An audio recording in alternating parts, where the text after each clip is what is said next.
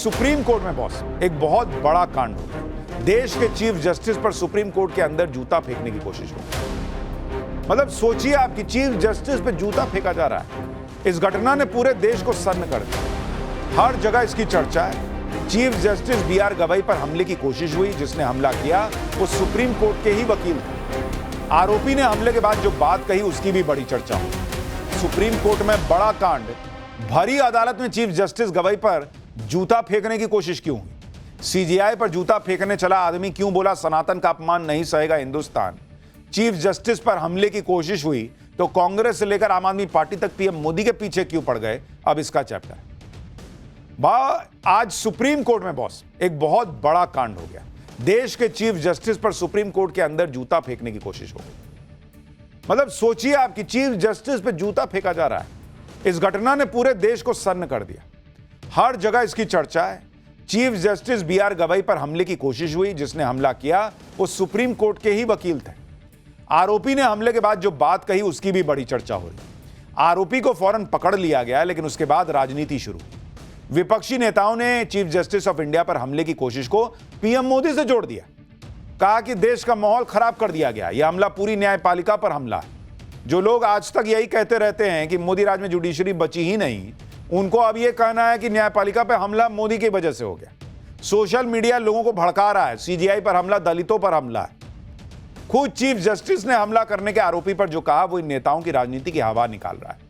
CJI पर हुए हमले की कोशिश के बाद लोग भी खूब चर्चा कर रहे हैं। सुप्रीम कोर्ट की छुट्टियों, कोलेजियम सिस्टम, आधी रात को कोर्ट खुलने जैसे मुद्दों पर लोगों की तरह तरह की बातें हो रही हैं कि आखिर न्यायाधीश पर जो जूता चप्पल चलने की बातें कोशिश हुई, ये तो गलत है, इसको कोई सही नहीं ठहराया जा सकता। लेकिन जो सेंटीमेंट है लोग का, लोग लिख रहे हैं कि भाई उस पर भी कम से कम न्यायपालिका को विचार करना चाहिए।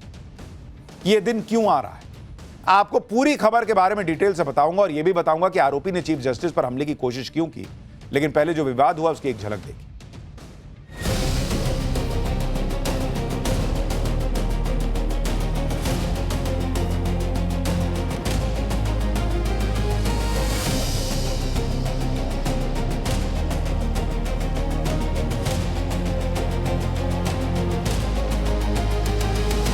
कहां खड़े हो गए हम? ये देश डूबने के कगार पर ले जा रहे हैं। लॉर्ड विष्णु के मैटर्स में उसमें जो कमेंट आया था ऑनरेबल सीजेआई का, उसी पे ही उन्होंने ऐसा प्रयास किया है।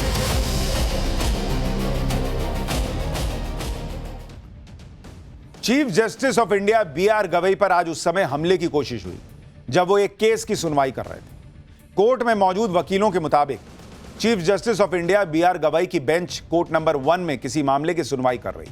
सुबह करीब 11:35 पर एक वकील ने सीजेआई पर हमले की कोशिश की। आरोपी वकील सीजेआई के पास गया और अपना जूता सीजेआई पर फेंक दिया। आरोपी वकील का जूता सीजेआई को हालांकि लगा नहीं, पहले ही गिर गया। कुछ वकीलों का कहना है कि आरोपी ने सीजेआई पर पेपर रोल फेंका था। सुरक्षा कर्मियों ने फौरन आरोपी वकील को पकड़ लिया और बाहर ले गए।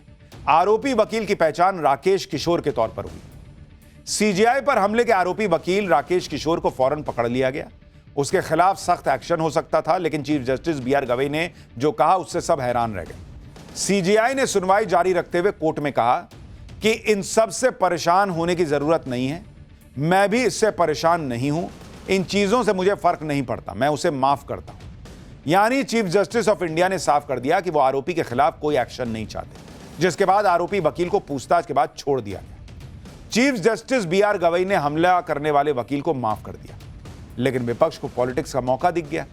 इंडी गठबंधन के नेताओं ने इस मामले पर सीधे पीएम मोदी को जोड़ दिया। सीजेआई पर हुए हमले के लिए पीएम मोदी को जिम्मेदार ठहरा दिया। आप देखिए कैसे कैसे बयान दिए गए। सोनिया गांधी ने कहा कि यह हमला सिर्फ सीजेआई पे हमला नहीं है, देश के संविधान पे हमला है। इनके सुपुत्र जो हैं वो दुनिया में बताते हैं कि भारत में कोई लोकतांत्रिक व्यवस्था बची नहीं, जुडिशरी से लेकर सब कॉम्प्रोमाइज हो गया, तब जुडिशरी पे हमला नहीं होता है। यह हमला जो है वो देश के संविधान पे हमला है। ठीक है, नहीं होना चाहिए, लेकिन उसमें पॉलिटिक्स भी तो नहीं होनी चाहिए।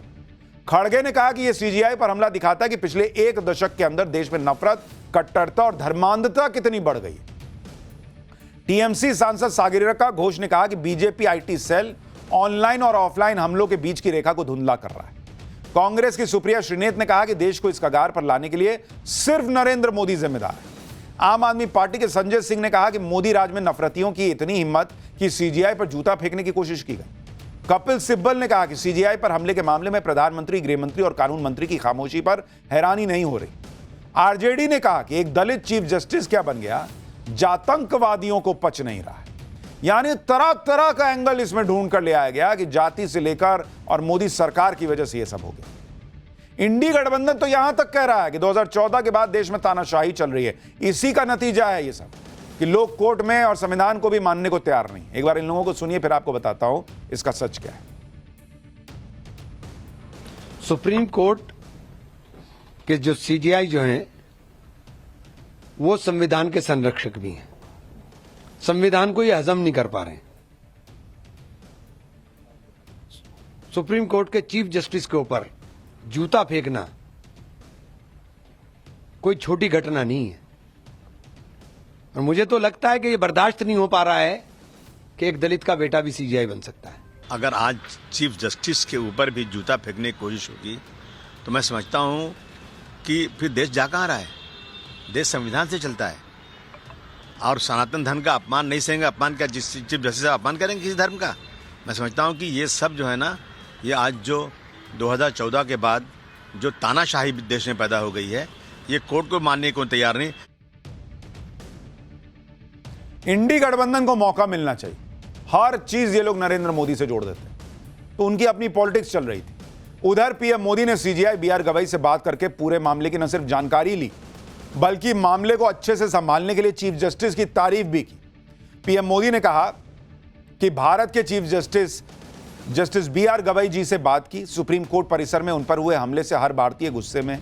हमारे समाज में ऐसे निंदनीय कृत्यों के लिए कोई जगह नहीं है, यह अत्यंत निंदनीय है। ऐसी स्थिति में जस्टिस गवई की तरफ से प्रदर्शित धैर्य की सराहना करता हूं। यह न्याय के मूल्यों और हमारे संविधान की भावना को मजबूत करने के प्रति उनकी प्रतिबद्धता को दिखाता है। इधर इंडी गठबंधन अपनी पॉलिटिक्स में बिजी था, उधर आरोपी वकील के खिलाफ एक्शन हो रहा है।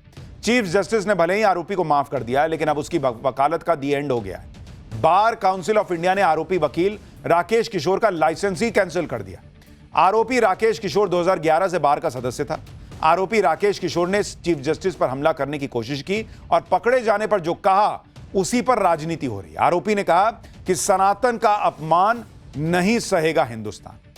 आरोपी वकील ने यह बात chief justice of India B R Gavai के एक फैसले से नाराज होकर कही थी। उसके बारे में भी आपको बताऊंगा। पहले सुप्रीम कोर्ट के वकील ने इस पर क्या कह रहे हैं वो सुन लीजिए। आज की जो घटना है बहुत ही दुखद घटना है कि एक कोर्ट में वो भी लॉयर ने अगर असॉल्ट किया है, करने का प्रयास किया है, तो एक हम इसकी कड़ी निंदा करते हैं। देखिए, हमारे बार के वो मेंबर हैं जो हमने अभी इंक्वायर किया और पता चला कि वो 2011 के मेंबर हैं। बट बहुत ही दुखद घटना इसलिए हम कह सकते हैं कि जो पता चला कि लॉर्ड विष्णु के मैटर्स में उसमें जो कमेंट आया था ऑनरेबल सीजीआई का, उसी पे ही उन्होंने ऐसा प्रयास किया है। तो ये बहुत ही दुखद घटना है, हम इसकी कड़ी निंदा करते हैं। चीफ जस्टिस पर हमले का आरोपी वकील भगवान विष्णु पर सीजीआई की टिप्पणी से नाराज बताया जा रहा है। दरअसल मध्य प्रदेश के खजुराहो के जावरी मंदिर में भगवान विष्णु की एक प्रतिमा है। भगवान विष्णु की प्रतिमा खंडित है, इस प्रतिमा का सिर नहीं। इसी प्रतिमा की पुनर्स्थापना के लिए सुप्रीम कोर्ट में याचिका दाखिल की गई थी। चीफ जस्टिस बीआर गवई ने इस याचिका पर सुनवाई करते समय कह दिया था कि यह याचिका सिर्फ प्रचार के लिए दाखिल की गई। यह मुद्दा पूरी तरह से भारतीय पुरातत्व सर्वेक्षण यानी एएसआई के अधिकार क्षेत्र में आता है। हम इसमें कुछ नहीं कर सकते। जाओ और खुद भगवान से करने के लिए कहो। आप कहते हैं कि आप भगवान विष्णु के कट्टर भक्त हैं, तो जाओ उनसे प्रार्थना करो। चीफ जस्टिस ऑफ इंडिया की इस टिप्पणी पर बहुत विवाद हुआ था कि ठीक है, आप कह रहे हैं कि एएसआई के दायरे में आता है, ठीक है, लेकिन यह कहना कि जाओ भगवान से कह दो, यह लोगों को गले के नीचे नहीं उतरा कि भाई चीफ जस्टिस ऐसी बात क्यों कह रहे हैं। कई लोगों ने कहा दूसरे धर्म के लिए ऐसा कह सकते हैं। खास तौर पर हिंदू संगठनों ने कहा कि इस तरह से सीजीआई किसी धर्म के बारे में कैसे बोल सकते हैं जी। अब पता चल रहा है कि इसी टिप्पणी से आहत होकर आरोपी वकील राकेश किशोर ने सीजीआई पर हमला करने की कोशिश की। जब इस मामले में विवाद बढ़ा तो खुद chief justice of India B R Gavai ने सफाई भी दी थी। चीफ जस्टिस ने कहा था कि उनके बयान को लेकर गलतफहमी फैलाई जा रही है। न्यायपालिका किसी भी धर्म के खिलाफ नहीं, मैं व्यक्तिगत रूप से सभी धर्मों का सम्मान करता हूं।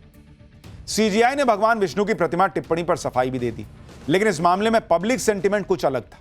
सुप्रीम कोर्ट की इस तरह की टिप्पणियों पर पब्लिक में जमकर चर्चा होती, और ये वो मामले होते हैं जो अक्सर पब्लिक सेंटिमेंट के विपरीत होते हैं। जैसे लोग अक्सर सुप्रीम कोर्ट की छुट्टी की बात करते हैं कि इतना महत्वपूर्ण संस्थान है, वहां साल में कई बार छुट्टी होती है। 7 हफ्ते के लिए गर्मियों की छुट्टियां, देश भर दशहरे पर 1 हफ्ते की छुट्टी, दिवाली पर 1 हफ्ते की छुट्टी, क्रिसमस पर 2 हफ्ते की छुट्टी, साल में करीब 190-193 दिन काम होता है, जबकि सुप्रीम कोर्ट में 70,286 सिविल केस पेंडिंग है और 18,969 क्रिमिनल केस पेंडिंग है। सुप्रीम कोर्ट का खाली बता रहा हूं, सारे कोर्ट मिला दीजिएगा तो करोड़ों में मामला है। इसी तरह से सुप्रीम कोर्ट कोलिजियम पर भी लोग बात करते हैं, जजों की नियुक्ति की प्रक्रिया पर सवाल उठाते हैं कि जज ही जज को नियुक्त कैसे करते हैं। पब्लिक में तो कई लोग खुलेआम कह देते हैं कि इससे सुप्रीम कोर्ट में परिवारवाद बढ़ रहा है। इसी तरह से आधी रात सुप्रीम कोर्ट खुलने को लेकर भी लोग सवाल करते हैं कि एक तरफ आम पब्लिक है जो सालों साल कोर्ट के चक्कर लगाती है, दूसरी तरफ कुछ खास मौकों पर सुप्रीम कोर्ट आधी रात को खुल जाता है। लोग इस पर भी बात करते हैं कि आम लोगों के लिए ऐसा क्यों नहीं होता। ये वो मुद्दे हैं जिनमें पब्लिक सेंटिमेंट्स कोर्ट के साथ नहीं जाता बॉस, और इसलिए खुले तौर पर यह कहने के साथ कि जूता चलना, चप्पल चलना, यह घोर निंदनीय है, ऐसा नहीं होना चाहिए। लेकिन आज कई लोग यह भी कह रहे हैं कि न्यायपालिका को, चीफ जस्टिस को छोड़ भी दीजिए, न्यायपालिका को सोचना चाहिए कि पब्लिक का क्या सेंटिमेंट बन रहा है कुछ मामलों पर, उसको लेकर। जैसे नुपुर शर्मा केस, नुपुर शर्मा केस में सुप्रीम कोर्ट ने इतनी तीखी टिप्पणी कर दी कि लोग हैरान रह गए बॉस कि भाई उस टिप्पणी की जरूरत थी भी या नहीं। और एक नहीं कई मामले हैं जब सुप्रीम कोर्ट के फैसलों और टिप्पणियों से लोग हैरान हो गए, और सुप्रीम कोर्ट के खुद के कुछ ऐसे फैसले हैं, उसमें ऐसी टिप्पणियां हैं कि बाद में सुप्रीम कोर्ट की बड़ी बेंच ने उस पर कहा कि ऐसी टिप्पणी की जरूरत नहीं। इसलिए पब्लिक सेंटिमेंट जो बन रहा है उसको लेकर न्यायपालिका को भी एक बार सोचने की जरूरत है कि यह घटना तो निंदनीय है, यह घटना नहीं होनी चाहिए, लेकिन सुप्रीम कोर्ट को लेकर, अदालतों को लेकर पब्लिक परसेप्शन क्या बन रहा है और क्यों ऐसा बनता जा रहा है, इस पर भी जजेस को विचार करने की जरूरत है।